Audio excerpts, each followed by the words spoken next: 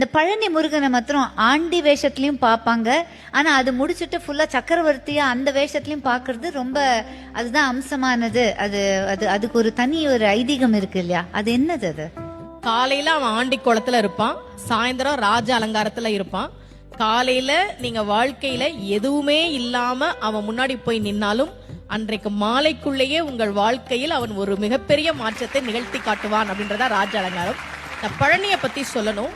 தமிழ்நாட்டுல முதல்ல ஒரு கோவில்ல தங்கத்தேர் வந்ததுன்னா அது பழனியில தான்.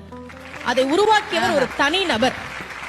விவிசிஆர் முருகேசர் அவர் பேரு. 1947 அவர் மட்டும் ஒரு தங்கத்தேர் பழனிக்கு உருவாக்கி கொடுத்தார். இன்னைக்கும் அந்த தங்கத்தேர் தான் பழனியில இருக்கு. அதன் பிறகுதான் மற்ற கோவிலுக்கு வந்தது. விடுதலை கிடைச்ச கையோட ஒரு தங்கத்தேரையும் வாங்கிட்டாரு போல இருக்கு. ஏன் ஒரு தனி நபர் பழனி கோவிலுக்கு தங்கத்தேர் செஞ்சு கொடுக்கணும்? அவருக்கு ரொம்ப வருஷமா குழந்தை இல்ல.